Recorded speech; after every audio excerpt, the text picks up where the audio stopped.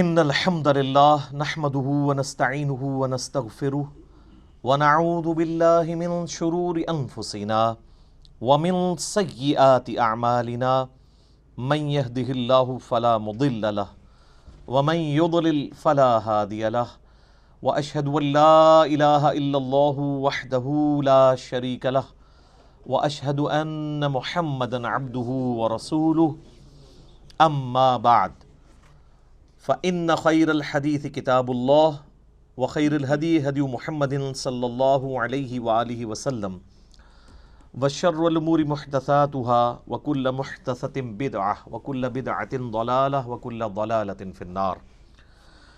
أعوذ بالله السميع العليم من الشيطان الرجيم من همزه ونفخه ونفثه. بسم الله الرحمن الرحيم.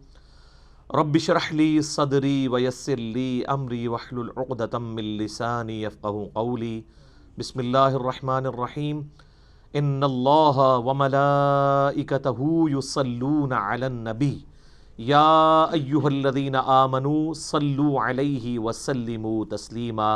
اللهم صل على محمد وعلى آل محمد كما صليت على إبراهيم وعلى آل إبراهيم إنك حميد مجيد. اللهم بارك على محمد وعلى آل محمد كما باركت على إبراهيم وعلى آل إبراهيم إنك حميد مجيد. اللهم ربنا آتنا في الدنيا حسنة وفي الآخرة حسنة وقنا عذاب النار. ربنا آتنا من لدنك رحمة وهيئ لنا من أمرنا رشدا. لا إله إلا أنت سبحانك إني كنت من الظالمين.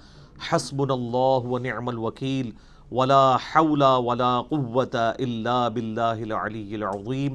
یا حی یا قیوم برحمتک استغیث اصلح لی شأنی کلہ ولا تکلنی الی نفسی طرفۃ عین. آمین. الحمدللہ آج 24 نومبر 2019 کو سنڈے کے دن بمطابق 26 ربیع الاول 1441 ہجری میں قرآن کلاس نمبر 5 کا انعقاد ہوگا انشاءاللہ. اور آج انشاءاللہ ہم قرآن حکیم کے تعارف کے حوالے سے جو 40 پوائنٹس شروع کیے تھے ان کے آخری 5 پوائنٹس کوشش کریں گے کور ہو جائیں. علمی پوائنٹ نمبر 36 وہ ہے میرے بھائیوں، قرآن حکیم 2 طرح کے علوم کو اتھینٹک مانتا ہے. نمبر 1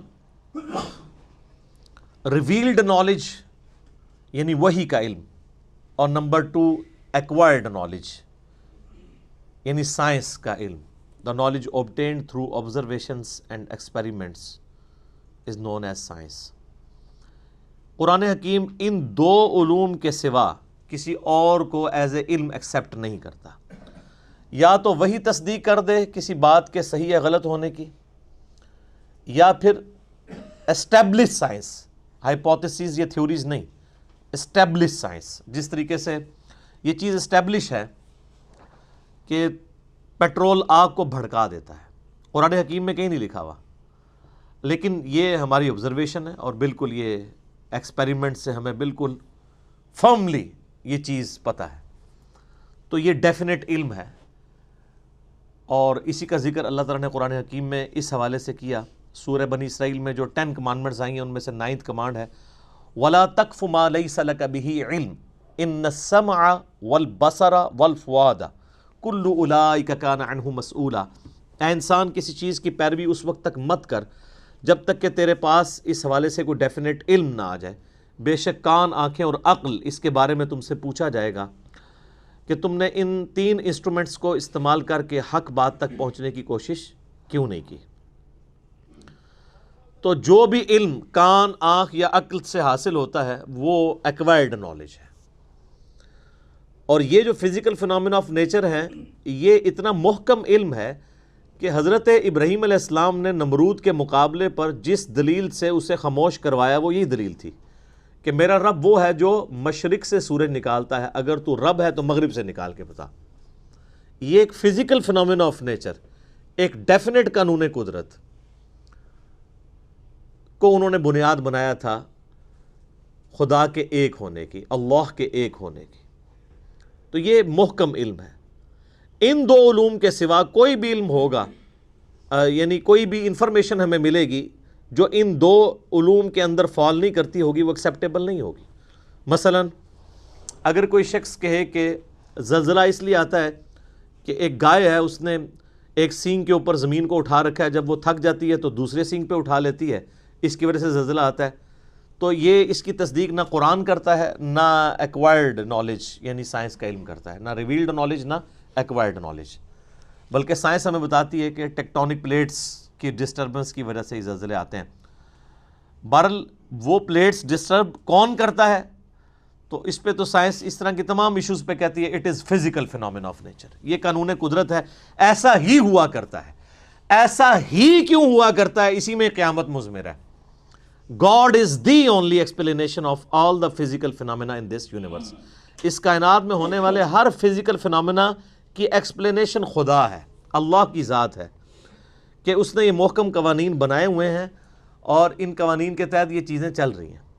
ان قوانین نے ان چیزوں کو پیدا نہیں کیا۔ سورج مشرق سے نکلتا ہے، یہ قانون ہے، اس قانون نے سورج کو پیدا نہیں کیا۔ ہم جتنی بھی انفارمیشن حاصل کرتے ہیں وہ قوانین کی حاصل کرتے ہیں۔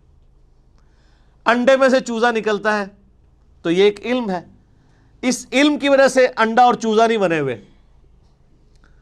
جتنی بھی چیزوں کو آپ ڈیپ ڈگ کریں گے تو الٹیمیٹلی آخر میں جا کے یہی کہنا پڑتا ہے it is physical phenomena of nature, یہ قانون قدرت ہے، ایسا ہی ہوا کرتا ہے۔ کیوں ہوا کرتا ہے ایسا ہی؟ اس کے پیچھے اللہ ہے۔ ان دو علوم کے سوا کوئی بھی علم ہوگا اس کو قرآن حکیم ایکسیپٹ نہیں کرے گا، اسلام اسے علم کے طور پر نہیں مانتا۔ اسی طریقے سے آپ کو پتہ ہے ہمارے تو سب کانٹیننٹ کے معاشرے میں چیز مشہور ہے کہ اگر گھر کی منڈیر پہ کوا بیٹھا ہو تو مہمان آتے ہیں، کسی کی جوتی پہ جوتی چڑھ دے تو کہتے ہیں اس کے لیے سفر لکھا ہوا ہے۔ اس قسم کے کتنے توہمات ہیں جو ہمارے معاشرے میں عام ہیں۔ ان چیزوں کی تصدیق نہ سائنس کرتی ہے اور نہ ہی قرآن یا سنت وحی کا علم کرتا ہے۔ اور آپ یہ دیکھ لیں کہ جو لوگ ایکوائرڈ نالج کو بھی مانے ہوئے ہیں نا، وہ بھی کافی حد تک توہمات سے بچے ہوئے ہیں۔ اگر آپ کسی گورے سے کہیں نا کہ کالی بلی راستہ کاٹ دے تو اس کا مطلب ہے تمہارے لیے نحوست ہے۔ سر آپ ٹنڈولکر کے آگے 100 کالی بلیاں پھیر دیں پھر بھی آپ کو سینچری مار کے جائے گا۔ یہ ساری نحوستیں آپ کے اوپر پڑتی ہیں۔ اپنی باقی کمزوریوں کو ان چیزوں کے ساتھ جوڑنا یا اللہ کی طرف سے ملنے والی کسی کامیابی کو کسی اور چیز کے ساتھ جوڑ دینا، یہ توہم پرستی ہے۔ اللہ کے ساتھ چیزوں کو جوڑنا چاہیے۔ محنت آپ ضرور کریں گے لیکن الٹیمیٹلی اللہ کے اوپر بات کو چھوڑنا ہے کہ فیصلہ تو اس نے کرنا ہے۔ کئی بار سارے حالات اور واقعات آپ کی فیور میں ہوتے ہیں لیکن اللہ کا ڈیسیژن ہی ہوتا ہے کہ ایسا نہیں ہونا چاہیے۔ جو سیدنا علی کا قول ہے کہ میں نے اپنے ارادوں کے ٹوٹنے سے اپنے رب کو پہچانا ہے، کہ ہر چیز فیوریبل ہے لیکن پھر بھی رزلٹ اپوزٹ نکلا ہے، خدا کی مرضی کچھ اور۔ تو توہمات کو ہٹا کر ڈیفینٹ علم کے اوپر قرآن نے جو ہے وہ اسلام کی تعلیمات کی بنیاد رکھی ہے۔ اور یہ جو سائنس کا علم ہے یہ اتنا محکم علم ہے، اس کے بارے میں اللہ تعالیٰ نے قرآن حکیم میں 1000 سے زیادہ آیات ہیں جو سائنٹیفک فینومینا یا فزیکل فینومینا آف نیچر کے ساتھ ڈیل کرتی ہیں۔ اور اس کا کلائمیکس وہ آیت ہے سورہ حامیم السجدہ کے بالکل اینڈ میں، سَنُرِيهِمْ آيَاتِنَا فِي الْآفَاقِ وَفِي أَنفُسِهِمْ حَتَّى يَتَبَيَّنَ لَهُمْ أَنَّهُ الْحَقُّ۔ ان قریب ہم انہیں زمین و آسمان میں اور ان کی اپنی جانوں میں ایسی نشانیاں دکھائیں گے کہ یہ پکار اٹھیں گے، یہ بات مان لیں گے کہ یہ قرآن حق ہے، یہ کلام حق ہے۔ آج جس طریقے سے اللہ تعالیٰ نے سائنس کے ذریعے انسانیت کو کائنات کے چھپے ہوئے راز آشکار کیے ہیں، پہلے لوگوں کو تو ان چیزوں کا آئیڈیا نہیں تھا۔ یعنی اگر نبی علیہ السلام کے مبارک زمانے میں صحابہ کرام کو یہ بتایا گیا کہ تمہارا ایک ایک عمل نوٹ کیا جا رہا ہے، آج تو آپ کو پتہ ہے کہ ٹیرا بائٹس کے اندر USB آ چکی ہوئی ہیں۔ ابھی تو یعنی اس کے اوپر بھی تحقیق ہو رہی ہے کہ انسان کا تھوک جو ہے نا، اگر اس کو بھی سٹوریج کے طور پہ یوز کیا جائے تو انسانی ہسٹری کا بہت بڑا ڈیٹا جو ہے وہ تھوک کے اندر سٹور کیا جا سکتا ہے، چپس کی فارم میں یو ایس بیز کی فارم میں، ہارڈ ڈسک کی فارمز میں تو آپ کے سامنے چیزیں آ چکی ہیں. کتنے بڑے لیول کا نالج جو ہے وہ ایک چھوٹی سی یو ایس بی کے اندر آ جاتا ہے. اب تو بلکہ ہر موبائل کے اندر میموری کارڈ ڈلے ہوئے ہیں. یہ ہم نے فزیکلی چیزیں آبزرو کر لی ہیں، کائنات کے چھپے ہوئے رازوں کو حاصل کر لیا ہے. اس کی وجہ سے کئی چیزیں جو ایمان بالغیب سے تعلق رکھتی تھی وہ ایمان بالشہادہ ہو چکی ہیں، ہمارے سامنے ہو چکی ہیں کہ ہاں یار اگر یہ ہو رہا ہے تو وہ کیوں نہیں ہو سکتا. سی سی ٹی وی کیمرہ جو ہے ایک ایک 2 مہینے 3 مہینے کی ریکارڈنگ کرتے ہیں، ایک ایک چیز کی ریکارڈنگ کرتے ہیں. دنیا کا مہنگے سے مہنگا کتا بھی وہ سیکیورٹی نہیں پرووائڈ کر سکتا جو سی سی ٹی وی کیمرہ آپ کو کرتا ہے، کیونکہ اس کو نہ نیند آنی ہے، نہ اسے اونگ آنی ہے، نہ اسے بھوک لگنی ہے، نہ ایسے کو گولی مار کے ختم کر سکتا ہے. وہ تو ایسے خفیہ جگہ پہ لگے ہوتے ہیں اور ہر چیز آپ ریوائنڈ کر کے ایک ایک چیز دیکھ سکتے ہیں، پکڑی جاتی ہیں چیزیں.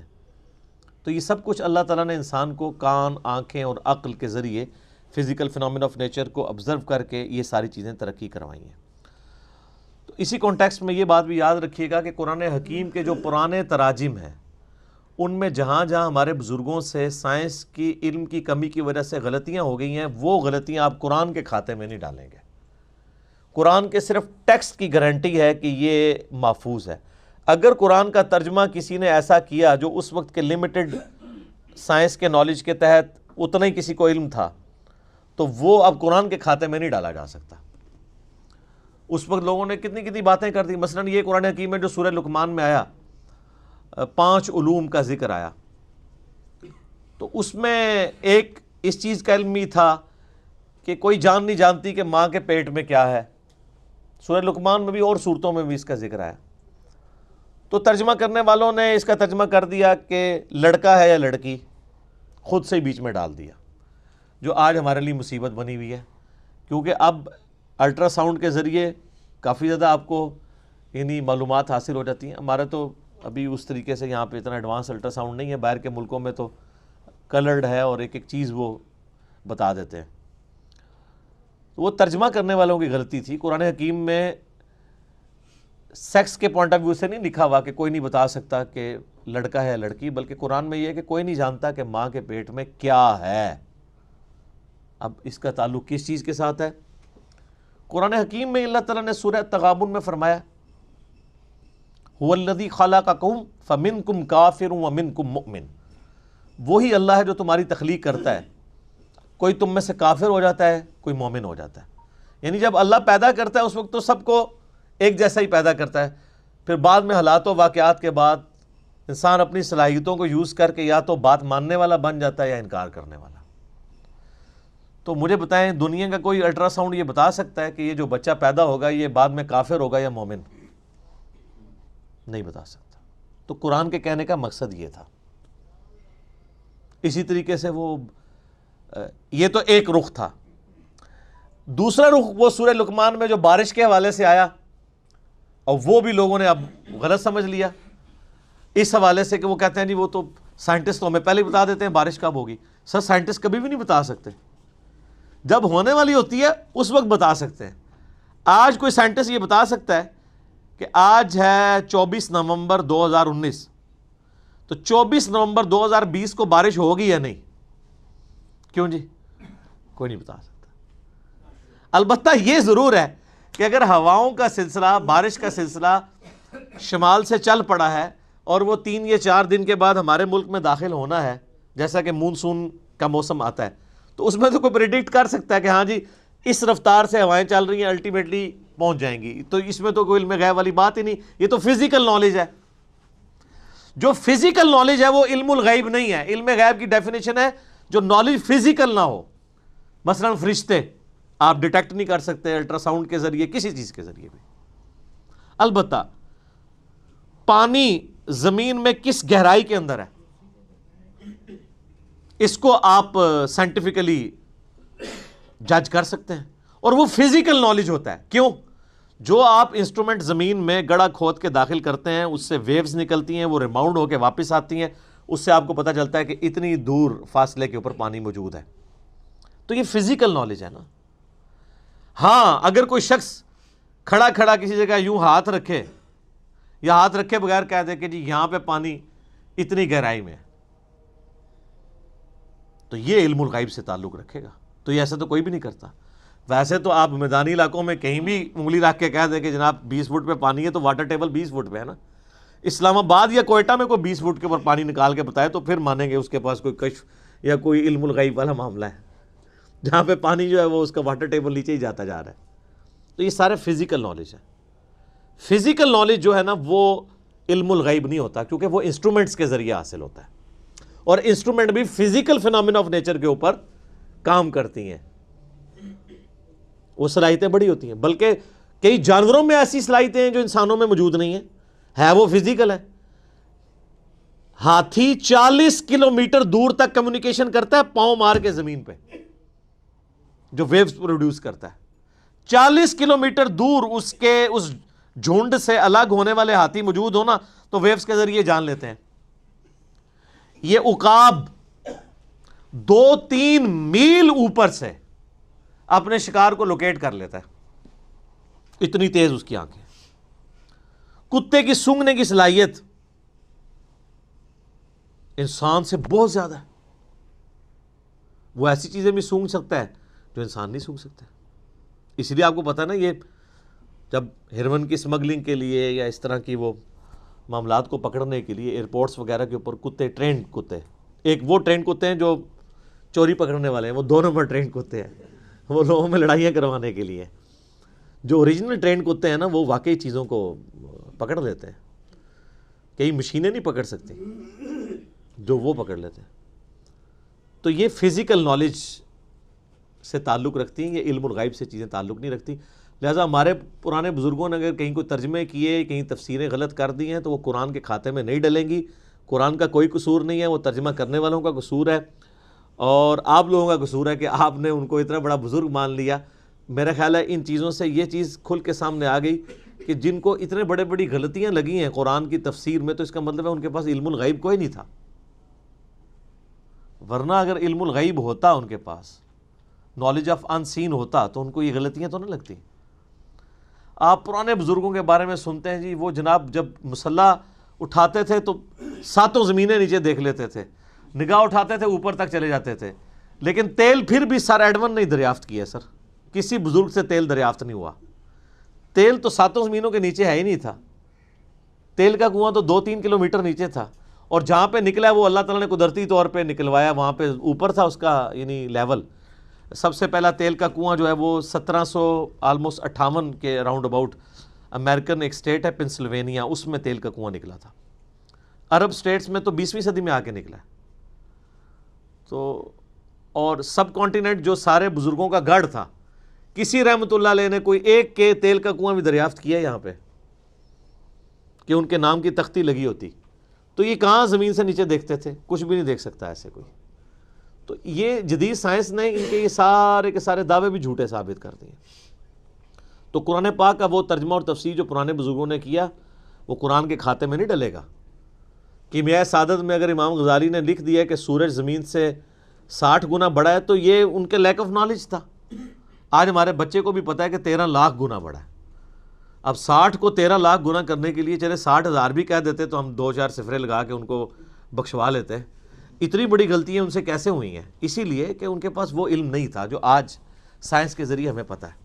تو یہ ان کا کوئی عیب بھی نہیں ہے, اس میں ان کی توہین بھی نہ کی جائے. توہین آٹومیٹکلی اس لیے ہو جاتی ہے کہ آپ نے ان کے بارے میں کلیم کیا ہوا نا, وہ کلیم چونکہ اب جھوٹا نکلا ہے تو توہین تو آٹومیٹکلی ہوگی, کیونکہ آپ تو کہتے ہیں وہ تو جناب ہر چیز جان لیتے ہیں. ہم نے تو اس سے بڑی بات کی ہے کہ ہم اپنی میکینیکل انجینئرنگ کا ایک فارمولہ لکھ کے دیتے ہیں, زمین و آسمان کے سارے بزرگ مل کے جنہوں نے انجینئرنگ نہیں پڑھی ہوئی اس کو پڑھ کے بتاتے ہیں. سمجھنا تو بڑی دور کی بات ہے. یہ میں اس لیے کہہ رہا ہوں کہ میکینیکل انجینئرنگ خدا کو تو آتی ہے نا, خدا تو کسی بزرگ کو سکھا سکتا ہے نا, تو سکھائے. ایسا نہیں ہوگا.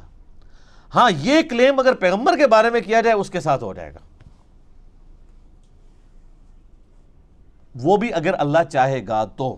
جیسا کہ حضرت صالح علیہ السلام سے ڈیمانڈ کی گئی کہ پہاڑ میں سے اونٹنی نکلے, تو اب یہ فزیکل فینومینا آف نیچر کے خلاف ہے, اللہ نے نکال کے بتائی. پیغمبر کو منوانے کے لیے اللہ تعالیٰ نے معجزہ کروا دیا. بزرگوں والا معاملہ نہیں ہوتا کہ وہ کچھ کر کے دکھا سکتے ہیں، کچھ بھی کوئی نہیں کر سکتا۔ اسی لیے میں آپ کو کہتا ہوں کہ آپ لوگ بیمار ہوتے ہیں تو آپ کو مزاروں پہ لے کے جاتے ہیں، اور مزاروں والے جب بزرگ بیمار ہوتے ہیں ان کو آغا خان اور شفا انٹرنیشنل لے کے جاتے ہیں۔ میں نے آج تک نہیں کوئی دیکھا کہ کوئی بڑا پیر بزرگ بیمار ہوا ہو اور وہ پاکستان کے مہنگے ترین ہاسپٹل میں علاج نہ کروا رہا ہو، تو یہ کس کو دھوکہ دے رہے ہیں؟ ان کو بھی اٹھا کے مزاروں پہ لے جایا کریں نا۔ کتنے بڑے بڑے، میں نام نہیں لیتا، بالکل پرسنل بات ہو جائے گی، ان کے یقین کریں ان کے پیشاب بند ہوئے ہیں تو ان کو آغا خان سے انہوں نے کروایا ہے، اور پوری دنیا کو تعویذ لکھ کے دے رہے ہیں وہ لوگ، لاکھوں مرید ہیں ان کے، ایک تعویذ خود لکھ کے اپنا پیشاب کھول کے بتا دیتے نا، کوئی کچھ نہیں کر سکتا۔ تو اس طرح کی جو چیزیں جڑی ہوئی ہیں فزیکل نالج کے ساتھ، اس میں اگر کہیں پہ کسی نے غلطی کھائی ہے تو اس کو آپ قرآن کے کھاتے میں نہیں ڈالیں گے، بلکہ آپ ڈالیں گے بابوں کے کھاتوں میں۔ بابوں کے کھاتوں میں بہت کچھ ڈال چکا ہوا ہے، اس میں سے یہ بھی ڈال دیں آپ۔ اسی طریقے سے ترجمے سائنس کے نالج کم ہونے کی وجہ سے غلط کر دیے۔ میں نے اکثر مثال دی، ایک بڑی یعنی نمائندہ مثال ہے قرآن میں، جو بخاری مسلم میں آتا ہے کہ پہلی 5 آیات سورۃ العلق کی نبی علیہ السلام پہ پہلی وحی نازل ہوئی ہے، اقرأ بسم ربک الذی خلق، خلق الانسان من علق۔ ہمارے پرانے سارے بزرگوں نے خلق الانسان من علق کا ترجمہ کیا ہے، اللہ تعالیٰ نے انسان کو خون کی پھٹکی سے پیدا کیا، ڈراپ آف بلڈ سے پیدا کیا۔ یہ ترجمہ سارے کرتے آئے، حالانکہ اس کے لیے ان کے پاس کوئی بنیادی دلیل موجود نہیں تھی۔ لیکن اب جب ماڈرن لوگ آئے ہیں انہوں نے کہا جی علق تو کہتے ہیں سسپینڈڈ چیز کو، اردو میں بھی معلق لفظ، لٹکی ہوئی چیز کو کہتے ہیں کہ معلق ہے۔ تو علق کا ترجمہ ہے کہ انسان کو اللہ نے پیدا کیا ایک ایسی چیز سے جو سسپینڈڈ فارم میں تھی۔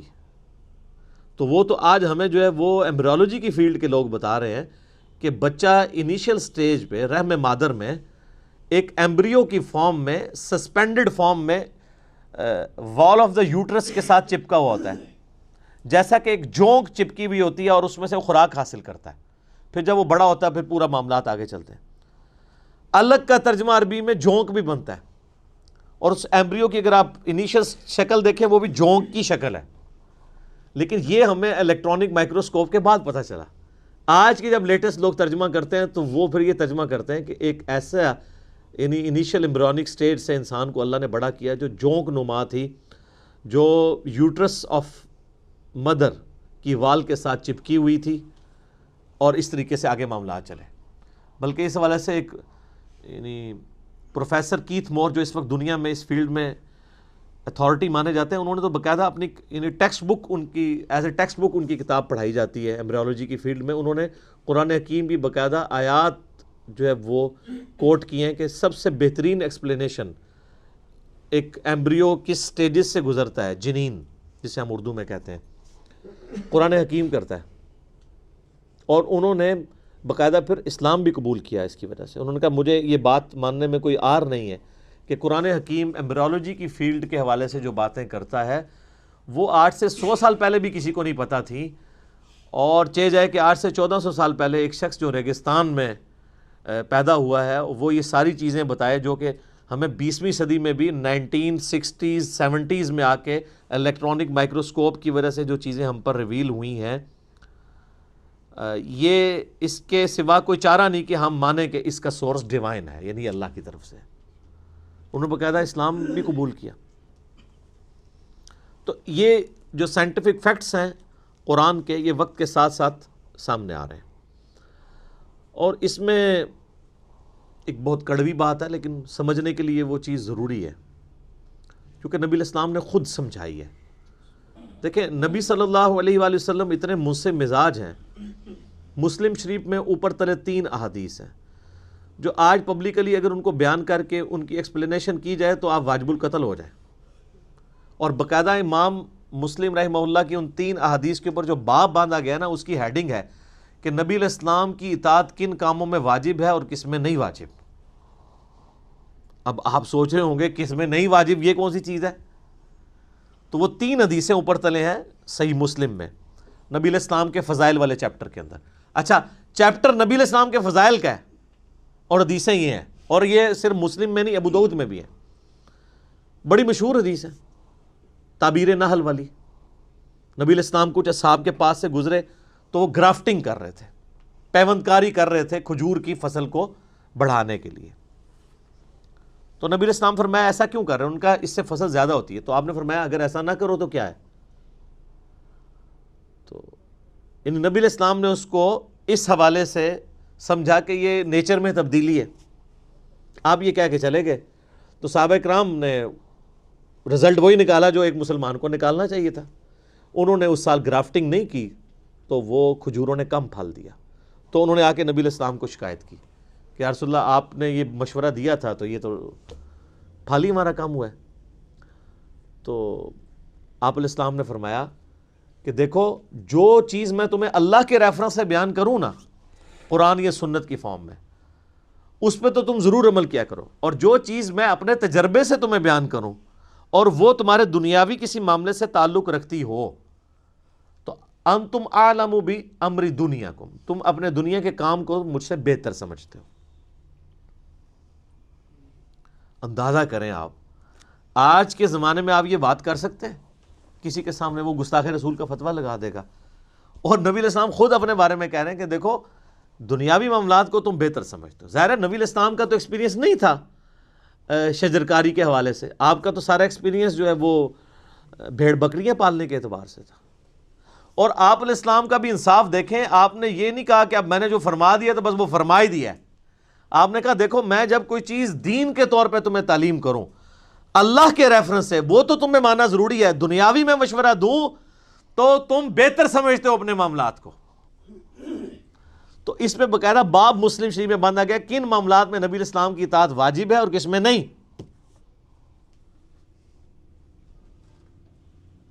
یار یہ محمد رسول اللہ کا ہی حوصلہ ہے صلی اللہ علیہ وآلہ وسلم، جو اس لیول پہ اتر کے بات کر رہے ہیں۔ یا تو یعنی ان پڑھ جاہل لوگ جن کو نماز بھی نہیں آتی ہے، دین کے حوالے سے ان کے مشورے لوگ ماننے کے لیے تیار ہو جاتے ہیں، اور دنیا کے حوالے سے کتنے پیر ہیں ان کے کہنے کے اوپر لوگوں نے بچے اپنے ذبح کر دیے۔ یہ لوگوں کا علمی لیول ہے۔ تو نبی صلی اللہ علیہ وآلہ وسلم نے انصاف کیا اور فرمایا کہ دنیاوی معاملات کو تم بہتر سمجھتے ہو۔ آج اگر کوئی ہمیں آگے کہتا ہے نا جی نبی علیہ السلام نے آپ کو ایٹم بم کا طریقہ کیوں نہیں بتایا؟ بھائی اس لیے نہیں بتایا کہ اللہ نے ان کو نہیں بتایا۔ اچھا تو وہ پیغمبر کس طرح ہوئے؟ پیغمبر اس طرح ہوئے کہ وہ ہمارے ہدایت کے امام ہیں، وہ ہمارے سائنس کے ٹیچر نہیں ہیں، نہ ان کی یہ فیلڈ تھی۔ اگر اللہ تعالیٰ نے آج کے دور میں کوئی پیغمبر مبعوث کرنا ہوتا تو اس کو وہ سائنٹیفک نالج ہوتا جو آج کسی سائنٹسٹ کو نہ ہوتا۔ اس زمانے میں جتنا نالج ریکوائرڈ تھا، جو ضرورت کے تحت تھا، اللہ تعالیٰ نے دے دیا۔ اب علم غیب شاہتے رکھو نا اپنے کول، اگر علم غیب کے ساتھ ان چیزوں کو جوڑا جائے تو نبی علیہ السلام خود سے اگر غیب کا علم جان لیتے ہوتے تو آپ کسی کی فصل تباہ ہونے کا مشورہ اس کو دے رہے ہوتے؟ یہ فصل کم ہونے کا مشورہ دے رہے ہوتے؟ نہیں۔ اچھا اس زمانے میں علم غیب ہوتا ہی نہیں تھا، کسی صحابی نے نہیں کہا یا رسول اللہ آپ کو تو علم غیب ہے، تو آپ سے یہ غلطی کیسے ہو گئی کہ آپ نے ہمیں تعبیر نحل والا مسئلہ دیا؟ اب آپ لاکھ اس کی کوئی تعویلات کرتے پھر کچھ بھی نہیں ہوتی ہے۔ اسی لیے میں کہتا ہوں کتابوں کا دین اور ہے اور بابوں کا دین اور۔ بابے اتنا کچھ بتا کے گئے ہیں غلط کہ وہ آج صبح میں ڈاکٹر سراج صاحب کا ایک لیکچر سن رہا تھا اصحاب کہف کے بارے میں، تو میرے دماغ میں ایک چیز آئی جو پہلے کبھی نہیں آئی تھی۔ اصحاب کہف کو 300 سال تک اللہ تعالیٰ نے سلایا نا جی۔ اصحاب کہف سے بڑا کوئی ولی ہے جن کو قرآن میں اللہ نے ولی ڈکلیئر کیا ہے، جن کے لیے اتنا بڑا معجزہ اور کرامت کی ہے؟ تو وہ جب اصحاب کہف اٹھتے ہیں سو کے تو آپس میں گفتگو کرتے ہیں ہم کتنی دیر سوئے؟ تو کہتا ہے ایک دن یا دن کا کچھ حصہ۔ تو ان کو تو یہ پتہ ہی نہیں تھا 300 سال سوئے ہیں، تو ان کو علم غیب کیوں نہیں تھا؟ اس سے بھی بڑھ کے حضرت عزیر علیہ السلام کو قرآن میں آتا ہے اللہ نے 100 سال کے لیے سلا دیا۔ تو ان سے پوچھا اٹھانے کے بعد ہاں بتاؤ کتنی دیر سوئے؟ انہوں نے کہا ایک دن یا دن کا کچھ حصہ۔ اللہ نے فرمایا 100 سال سویا رہا ہے۔ اگر وقت کا پیغمبر 100 سال سونے کے بعد اٹھے اور اسے یہ لگے میں ایک دن سویا ہوں اور اللہ کے بتانے پہ پتہ چلے، تو آپ کے بابوں کا علم غیب، کشف، الہام، یہ ساری کہانیاں کتنے گئی ہیں؟ اور یہ تو بالکل سیدھی سیدھی باتیں ہیں. اور ویسے آپ کو صحیح مشورہ دیتے ہیں قرآن ڈائریکٹ نہیں پڑھنا چاہیے، بندہ گمراہ ہو جاتا ہے. ہاں ظاہر ہے قرآن جب پڑھے گا تو جو چیز آپ نے دین کے طور پہ لوگوں کو بتائی ہوئی ہے وہ گمراہی ثابت ہو جائے گی، اور جو چیز واقعی دین ہے اس کو آپ گمراہی سمجھتے ہیں تو خود بخود تطہیر ہو جائے گی. اچھا یہ سارے واقعات آپ کو پتہ ہیں لیکن کبھی اس کی انجینئرنگ نہیں ہوئی تھی. یہ تو ریورس انجینئرنگ جب ہوئی ہے نا تو آپ پتہ چلا کہ ہاں یار اس کو اس اینگل سے بھی دیکھنے کی ضرورت ہے کہ قرآن حدیث میں تو کہیں علم غیب والا یہ معاملہ ہی نہیں. قرآن و حدیث میں علم غیب صرف یہی ہے کہ اللہ تعالیٰ جسے چاہے پیغمبروں میں سے چنتا ہے. سورہ آل عمران آیت نمبر 179 کہ اس کو غیب کی خبر دے دیتا ہے. باقی علم الغیب پہ میرا مسئلہ نمبر 6 اور A اور 6B دیکھ لیں تو آپ کو معاملات کھل جائیں گے. علمی پوائنٹ نمبر 37 وہ ہے میرے بھائیوں، چونکہ قرآن حکیم عربی زبان میں نازل ہوا ہے لہٰذا عربی زبان سے جب اسے ٹرانسلیٹ کیا جائے گا نا کسی اور زبان کے اندر تو الفاظ کے چناؤ میں فرق آئے گا. یہ آپ نے ذہن میں رکھنا ہے. البتہ مفہوم میں فرق نہیں آئے گا. اور یہ صرف عربی کا معاملہ نہیں ہے، دنیا کی کسی بھی زبان کو دوسری زبان میں ٹرانسلیٹ جب کیا جاتا ہے تو ایک جیسے الفاظ کے ساتھ نہیں ہو سکتا. مثلا اگر میرے سامنے 10 انگلش کے پروفیسر بیٹھے ہوں جنہوں نے ایم فل کیا ہوا ہو اور وہ اردو سپیکنگ ہو بائی برتھ، کاپٹک ہوں یعنی وہ بائی برتھ اردو لینگویج جاننے والے ہوں، ان کی مادری زبان ہو، اور 10 کے 10 لوگوں کو میں انگلش کا ایک مضمون دوں اور میں کہوں کہ اسے اردو میں ٹرانسلیٹ کرو، تو کیا 10 کے 10 لوگ منوان ایک ایک لفظ سیم ترجمہ کریں گے؟ نہیں، الفاظ کے چناؤ میں فرق آئے گا چونکہ انگلش ٹرانسلیٹ ہو رہی ہے اردو. ایون انگلش کو انگلش میں بھی ٹرانسلیٹ کریں تو الفاظ کے چناؤ میں فرق پڑ جائے گا کیونکہ ایک لفظ کے ایکویلنٹ کئی الفاظ ہوتے ہیں، وہ اپنی انٹینسٹی کے پوائنٹ آف ویو سے یوز ہوتے ہیں. کوئی شخص اس لفظ کی انٹینسٹی کو کچھ اور سمجھ کے اس کے لیے کوئی اور ترجمہ کر دے گا. ترجمے میں الفاظ کے چناؤ میں فرق ضرور آئے گا لیکن مفہوم میں کبھی فرق نہیں آئے گا. یہ میں بات اس لیے کر رہا ہوں کہ مولویوں نے سب سے بڑا دھوکہ یہ دیا ہے، وہ جی ترجمے لوگوں نے چینج کر دیے، جی کدھر ترجمہ پڑھیے جی، وہ سر جس کا مرضی پڑھیں کوئی فرق نہیں پڑتا، بلکہ سب سے بہتر ہے گوگل حافظہ اللہ کا پڑھیں. ہاں آپ دنیا کی کوئی لینگویج ڈالیں اس میں ایک کمانڈ کے اوپر ود ان 1 سیکنڈ دوسری طرف انگلش میں اس کا ترجمہ آ جاتا ہے. چاہے وہ آپ عربی کی کوئی حدیث ڈال دیں، آن لائن فری ہے، کوئی پیسے نہیں. آپ گوگل میں جا کے لکھیں، گوگل ٹرانسلیٹر کھولیں تو 2 ڈبے بنے ہوئے آ جائیں گے. لیفٹ ڈبے میں آپ کوئی دنیا کی زبان، جناب جتنی زبانیں، کسی بزرگ کو بھی اتنی زبانیں نہیں آتی ہیں، دنیا کی 3000 سے زیادہ زبانیں ہیں، کسی زبان کو آپ ڈالیں دوسری طرف انگلش میں ترجمہ ہو کے آ جائے گا. اور وہ ترجمہ کرنے کے لیے گوگل یہ بھی نہیں دیکھے گا میں نے بریلوی والا ترجمہ دکھانا ہے، دیوبندیوں والا ہے، حدیث والا ہے، شیعہ والا، اس نے وہی ترجمہ دکھانا ہے جو اس کا بنتا ہے، تو پکڑا جائے گا. تو یہ دھوکہ انہوں نے دیا ہوا ہے اور اس کی وجہ سے پھر وہ قرآن سے وہ ایسا روند مارتے ہیں کہ لوگ قرآن پڑھنا چھوڑ دیں. وہ کہتے ہیں نہیں جی لو اس نے ترجمہ وہ کر دیا، یہ کر دیا. اور زیادہ تر یہ ہنگامہ کھڑا کیا ہے بریلوی مکتبہ فکر اور شیعہ مکتبہ فکر کے لوگوں نے، پھر ٹوٹکے بنائے ہوئے ہیں جی. وہ دیکھیں جی بسم اللہ کا ترجمہ کیا ہے جی. اچھا اب امام اعظم بریلوی صاحب نے بسم اللہ کا ترجمہ کیا ہوا ہے اللہ کے نام سے شروع. اب اشری تھانوی صاحب نے ترجمہ کیا ہوا ہے شروع کرتا ہوں اللہ کے نام سے. وہ کہتے ہیں ترجمہ غلط ہے کیونکہ اشری تھانوی صاحب شروع سے شروع کر رہے ہیں اور اعلیٰ حضرت نے اللہ سے شروع کیا ہے. حالانکہ آپ کا ہنسنا ہی بتا رہا ہے کہ اینڈ رزلٹ تو ایک ہے، شروع کرتا ہوں اللہ کے نام سے یا اللہ کے نام سے شروع. شیطان کے نام سے تو کسی نے نہیں شروع کیا. مفہوم دونوں باتوں کا سیم ہے کہ نہیں؟ وہ کہتے ہیں نہیں جی بہتر ترجمہ یہ ہے. تو میں کہتا ہوں پھر اگر یہ بہتر ترجمہ یہ ہے آپ اردو لنگوسٹک میں تو کہہ سکتے ہیں لیکن عربی کے پوائنٹ آف ویو سے بسم اللہ کا ترجمہ جو آپ نے کیا ہوا ہے نا اس کے لیے بسم اللہ بھی آپ کو چینج کرنی پڑے گی. وہ بسم اللہ بنے گی اللہ الذی باسمہ ابدہ، اللہ ہے وہ جس کے نام سے میں شروع کرتا ہوں. اگر بسم اللہ میں سے آپ نے اللہ کو پہلے نکالا تو اللہ بھی ایسی بسم اللہ بنا سکتا تھا، کوئی مشکل تو کوئی نہیں تھا۔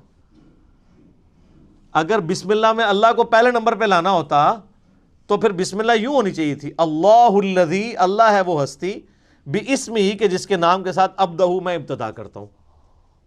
تو اب آپ اللہ کے ساتھ جھگڑا کریں کہ یار یہ بسم اللہ ٹھیک ہو جائے کسی طریقے سے، اللہ سے سفارش کرتے ہیں، کتنی نان سینس بات ہے، اور ان باتوں کے اوپر الجھ رہے ہیں۔ نہیں، ترجمہ غلط ہو گیا، ترجمہ غلط ہو گیا۔ تو ترجمہ کبھی بھی، اگر ترجمہ ٹھیک کی بات کرتے ہیں، بریلویوں کے آپ اپنے ترجمے اٹھائیں نا، وہ آپس میں ایک جیسے نہیں ہیں۔ یعنی اعلیٰ حضرت کا ترجمہ ہے، پیر کرم شاہ صاحب کا ترجمہ ہے، ڈاکٹر طاہر القادری صاحب کا ترجمہ ہے، اس کے علاوہ غلام سعود سعیدی صاحب کا ترجمہ ہے، یہ تو سارے بریلوی سرٹیفائیڈ عاشق رسول ہیں نا، ان کے ترجمے ذرا رکھیں، کیا 100% سیم ہے؟ نہیں، مفہوم سیم ہوگا، اور مفہوم کو اگر آپ سیم دیکھیں گے تو دیوبند، اہل حدیث اور شیعہ کے ترجمے بھی ایک جیسے ہی ہوں گے، مفہوم ایک ہوگا۔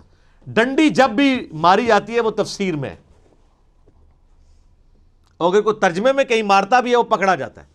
اس پہ میں نے ڈیٹیل لیکچر مسئلہ نمبر 170 ریکارڈ کروا دیا، 170 نمبر، اس میں میں نے بتایا کہ جس نے ڈنڈیاں ماری ہیں وہ کہاں پہ پکڑا گیا۔ اچھا، لیکن دوسری طرف ان کے تراجم کا یہ حال ہے کہ ان کے اپنے بزرگوں نے بھی ترجمے غلط کیے ہوئے ہیں۔ اگر ہم اسے ٹیکنیکلی اگر ہم اس کا انالیسس کریں، مثلا فَبِأَيِّ آلَاءِ رَبِّكُمَا تُكَذِّبَانِ، اس کا ترجمہ سارے بزرگوں نے کیا ہوا ہے، اور تم اپنے رب کی کون کون سی نعمت کو جھٹلاؤ گے اے جن و انس کے گروہ۔ حالانکہ دوزخ کی آیات کے بعد بھی آیت ریپیٹ ہوتی ہے سورہ الرحمن میں، دوزخ کا ذکر آتا ہے، قیامت کا ذکر آتا ہے، جو اللہ کے غضب کی نمائندہ مثالیں ہیں۔ اس کے بعد یہ تو نہیں ہونا چاہیے تھا کہ تم اپنے رب کی کون کون سی نعمتوں کو جھٹلاتے ہو۔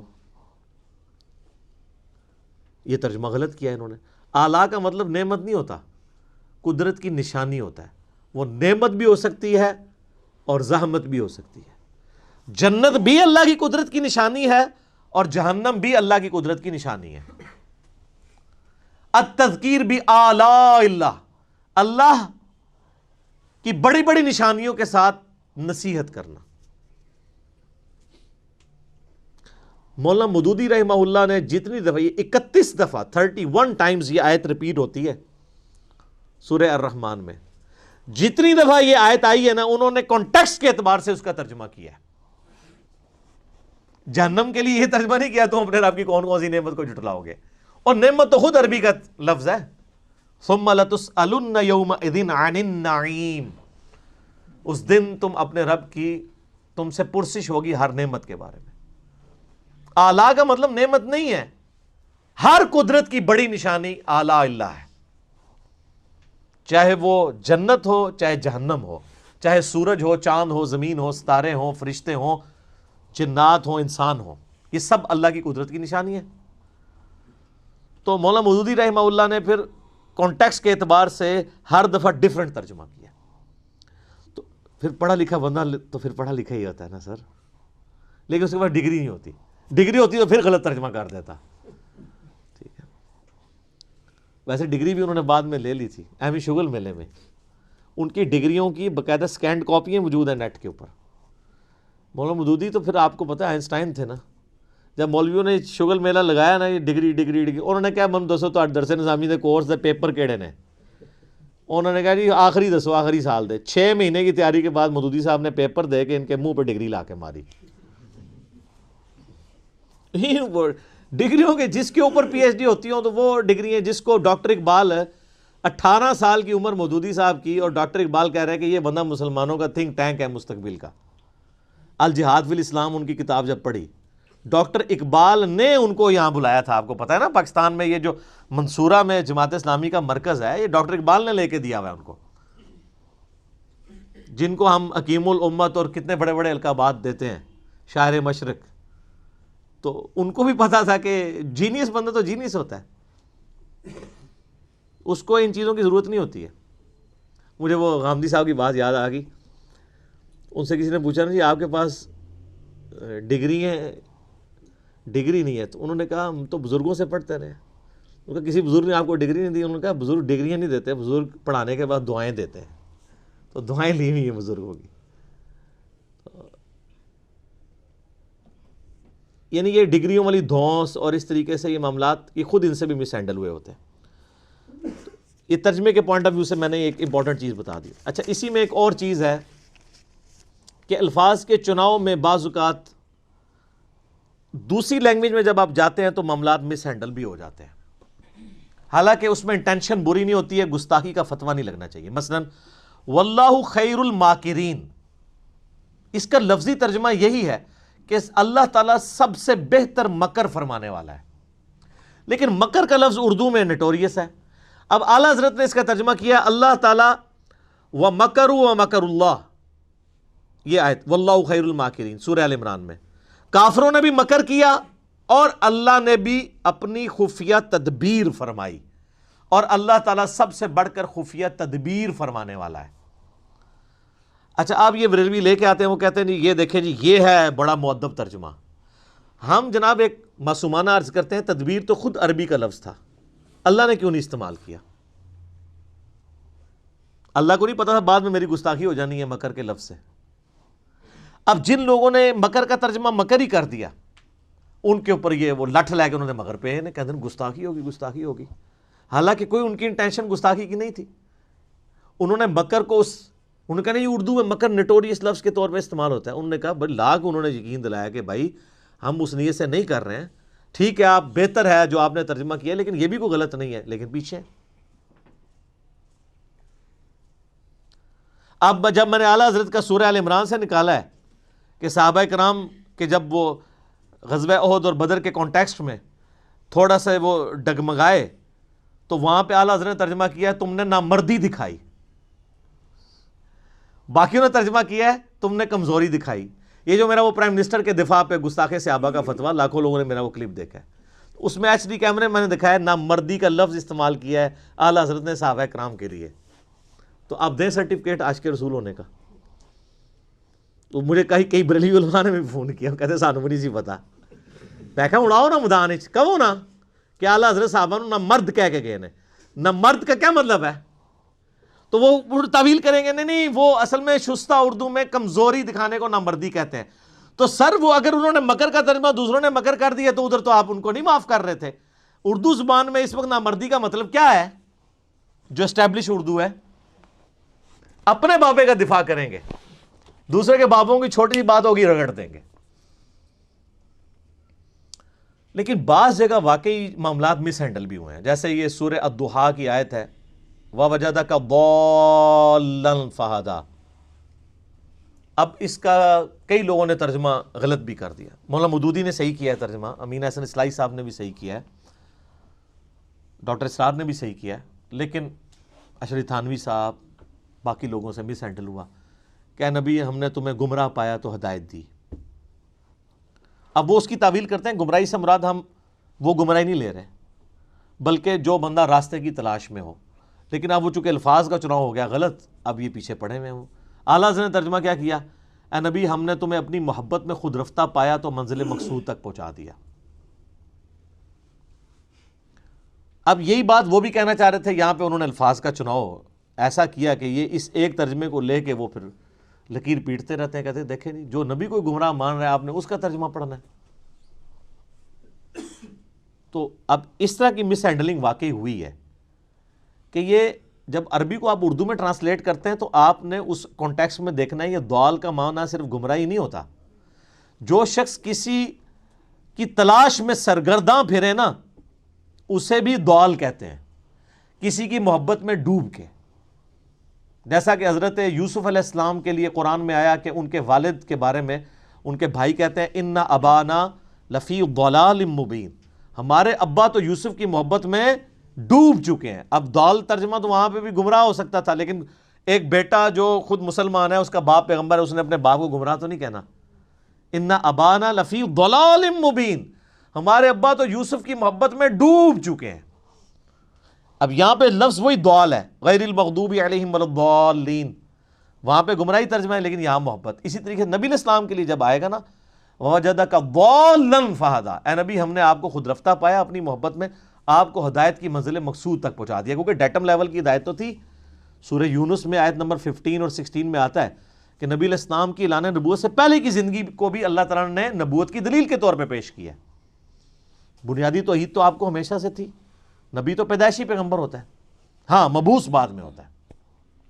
پھر قرآن میں وہ جو آیا ما ضل صاحبکم وما غوا، تمہارے نبی نہ کبھی بہکے ہیں نہ کبھی بہرا چلے ہیں، تو وہاں تو خود اللہ تعالیٰ ہمارا نبی کبھی بھی بہکے نہیں ہے، تو ووجدک ضالا فہدی کا ترجمہ وہی بنتا تھا جو اعلیٰ حضرت نے کیا ہے، یا مولانا مودودی نے کیا ہے، یا ڈاکٹر اسرار صاحب نے کیا ہے۔ تو اس طرح کے مس ہینڈلنگ کی وجہ سے پھر الٹیمیٹلی نقصان ہوا۔ لیکن اب کئی چیزیں ایسی ہیں جس میں مصیبت کھڑی ہوگی، مثلا لا اقسم بہذا البلد، اس کا ترجمہ سب نے کیا ہے اے نبی میں تیرے شہر مکہ کی قسم کھاتا ہوں۔ اللہ تعالیٰ نے مکہ کی قسم یاد فرمائی ہے، اور یہ بھی بالمفہوم ترجمہ ہے، جو اس کا باللفظ ترجمہ ہے وہ ڈیفرنٹ بنتا ہے، وہ یہ بنتا ہے میں تیرے شہر مکہ کی قسم نہیں کھاتا ہوں، لیکن وہ عربی کا سٹائل ہے، چونکہ یہ ایک لٹریچر کی بک ہے اور دعوت کے لیے اتری ہے، تو وہ جو اس طرح کا لا جو سٹارٹ میں آتا ہے نا، لا اقسم بیوم القیامہ، وہ جو پہلا لا ہوتا ہے نا وہ ان کے عقائد کی نفی کے لیے ہوتا ہے، لا نہیں، غلط کہتے ہو تم، اقسم بیوم القیامہ، میں قسم کھاتا ہوں قیامت کے دن کی، تو وہ لا جو ہے وہ ان کے فرسودہ نظریات کے ساتھ جڑا ہوا ہوتا ہے، لیکن یہ عربی میں تو ہے، اردو میں آپ اس طرح کریں گے تو اردو میں ایسا نہیں اسٹائل ہوتا بولنے کا، تو میں بھی جو کہتا ہوں نا تو یہ سنت الہی ہے، نہ میں وابی نہ میں بابی، میں ہوں مسلم علمی کتابی، نہ سے بات شروع کرنا، آپ کا کلمہ ہی نہ سے شروع ہوتا ہے، کہتے ہیں میٹھی میٹھی باتوں سے سٹارٹ کریں، آپ کا کلمہ ہی نہ سے شروع ہو رہا ہے، لا پہلے نفی کرنی ہے پھر اس بات، کوئی معبود نہیں سوائے اللہ کے۔ اب اعلیٰ حضرت نے اس پہ کیا کیا، انہوں نے بڑی ہوشیاری دکھائی، انہوں نے ترجمہ کیا کہ اے نبی مجھے تیرے شہر مکہ کی قسم، باقیوں نے ترجمہ کیا اے نبی ہم تیرے اس شہر مکہ کی قسم کھاتے ہیں۔ اب دونوں نے سیم ترجمہ کیا، لیکن بریلویوں نے کہا اللہ تو کھاتا نہیں ہے۔ ہاں دیکھیں گستاخ ہو گئے ہیں، انہوں نے کھانے کی نسبت اللہ کی طرف کر دیا ہے، اللہ تو کہتا ہے نہ اسے بھوک لگتی ہے، وہ تو قرآن میں سورہ نام میں ہے نا کہ اللہ تعالیٰ تم سے سورہ ذاریات میں کھانا نہیں مانگتا، وہ تو خود تمہیں کھلاتا ہے۔ وہ کہتے ہیں یہ دیکھیں دیوبندی اور اہل حدیث یہ تو اللہ کے کھانے کے قائل ہیں، اور دیکھیں ترجمہ انہوں نے کیا کر، آپ مذاق نہ سمجھیں، یہ کتابیں لکھی ہوئی ہیں، میں کوئی زبانی کلامی بات نہیں کر رہا ہوں، میرے پاس بریلویت، دیوبندیت، اہل حدیث اور شیعت کا وہ نالج ہے جو ان کے اپنے بڑے بڑے گول کیپرز اور بزرگوں کے پاس بھی نہیں ہے، کیونکہ میں پنجابی اس کہنے لگا وچو وڑ کے نکلے ہوئے ہیں، مجھے پتہ ہے میں اس ساری گمراہی میں رہا ہوں نا، ہم خود یہ لوگوں کو دھوکہ دیتے رہے ہیں، ہم سے زیادہ کون جانتا ہے۔ کہتے ہیں کھاتا کھاتا، دیکھیں اللہ کی طرف کھانے کی نسبت کر دی، اللہ تو کھانے سے پاک ہے، اور دیکھیں یہ کتنا مؤدب ترجمہ ہے۔ تو وہ مؤدب ترجمہ تو میں نے بتا دیا، ان صحابہ کو نہ مرد لکھا ہوا ہے۔ ایک اور لے جائیں، سورہ نمل میں وہ جو جنات پیش ہوتے ہیں نا، حضرت سلمان علیہ السلام وہ تخت بلقیس کے لیے، تو قال عفریت من الجن، ایک بڑا دیو ہیکل جن بولا کہ میں آپ کی اس مجلس کے برخاست ہونے سے پہلے ہی وہ لے آؤں گا۔ تو اب وہ عفریت کا ترجمہ اعلیٰ حضرت نے کیا ہوا ہے ایک خبیث جن بولا۔ تو جو انبیاء کی مجلس میں انبیاء کے یعنی صحبت یافتہ جن ہیں، جو انبیاء کی خدمت پہ مامور ہیں، ان کو یعنی صحابی جن کو خبیث کہا ہوا ہے۔ اے لو دو لے جاؤ پھر آج تحفے، جڑا کہ نا بڑا بامؤدب ترجمہ ہے، اے میں ایسے دو ہی دیتے نا، اور بھی بہت ساری ہیں چیزیں۔ تو عفریت کا ترجمہ انہوں نے کیا ایک خبیث جن بولا، باقیوں نے ترجمہ کیا ایک دیو ہیکل، یعنی ایک بڑا طاقتور جن۔ تو یہ اعلیٰ حضرت سے کوئی پوچھے کہ یہ آپ کو کیسے پتہ چلا کہ وہ خبیث تھا، آپ کو اس میں کیا خباثت نظر آئی ہے؟ جن سارے تو خبیث نہیں ہوتے ہیں، جن تو قرآن پاک میں آیا کہ نبی سورہ الجن میں کہ تم فرماؤ مجھے وحی کی گئی ہے کہ جنات کا ایک گروہ یہاں سے گزر رہا تھا، انہوں نے قرآن سنا اور وہ ایمان لے آئے، انہوں نے اس کتاب کی تصدیق کی. سورہ احقاف میں پوری ڈیٹیل آتی ہے. پھر وہ اپنی قوم میں چلے گئے کہ حضرت موسیٰ کے بعد اب ایک نئے پیغمبر آئے ہیں جو کہ اسی توحید کی طرف بلا رہے ہیں جو موسیٰ علیہ السلام کے پاس آئی تھی. ایک ہی مجلس میں قرآن سنا، ایمان لائے اور دائی بھی بن گئے. تو حضرت سلیمان علیہ السلام کی مجلس میں جو جنات تھے، جب تک سلیمان علیہ السلام یا قرآن یا حدیث یہ نہ بتائے کہ کون سا کافر جن تھا اور کون سا مسلمان جن، آپ خود کس طریقے سے نیگیٹو یعنی اپروچ کیسے رکھ سکتے ہیں؟ آپ کو تو پازیٹیو اپروچ رکھنی چاہیے. اور پھر وہ اپنی خدمات پیغمبر کے وقت کے پیغمبر کے لیے پیش کر رہے ہیں اور آپ اسے کہہ رہے ہیں خبیث جن. ٹھیک ہے، تو اس لیے میں کہتا ہوں کہ پہلے لوگوں کو گستاخی کے سرٹیفکیٹ یہ دیا کرتے تھے، اب ان کے بزرگوں کے لیے بھی محبت اور عشق کا سرٹیفکیٹ جو ہے نا وہ اس پلیٹ فارم سے جاری ہوگا تو ہم مانیں گے. یا پھر آپ باقیوں کو بھی چھوڑیں جن کے اوپر آپ نے فتوے لگائے ہیں، کسی نے بری انٹینشن سے ترجمے نہیں کیے ہوئے. اچھا، وہ ایک اور قرآن پاک میں جگہ آتا ہے سورہ بقرہ میں بھی کہ یہ اللہ سے مذاق کرتے ہیں، اللہ بھی ان کے ساتھ مذاق کرے گا. وہ کہتے ہیں دیکھو جی ان کا خدا تو مذاق کرتا ہے، یہ مذاق تو بری چیز ہے، اللہ کی طرف منسوخ ہے.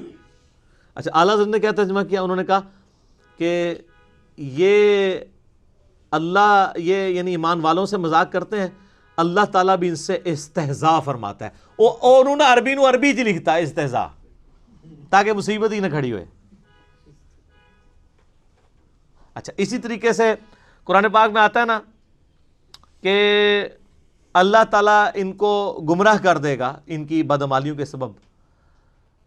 تو اس طرح کے جو الفاظ اس حوالے سے آتے ہیں تو اس میں اعلیٰ حضرت ترجمہ کرتے ہیں اللہ تعالیٰ انہیں غافل کر کے مارے گا. وہ کہتے ہیں آپ کسی بھی غلط چیز کی نسبت اللہ تعالیٰ کی طرف نہیں کریں گے. یار جب اللہ تعالیٰ نے خود الفاظ کا چناؤ قرآن میں ایسا کیا ہوا ہے اور پھر اس سے بڑھ کر یہ کہ انہوں نے پھر ترجموں میں اس لیول تک دو نمبری کی کہ باقیوں کے اوپر گستاخی کے فتوے لگا دیے. وما محمد الا رسول قد خلت من قبلہ الرسل، محمد تو نہیں مگر ایک رسول ہی، ان سے پہلے بھی کئی رسول گزرے. افئن مات،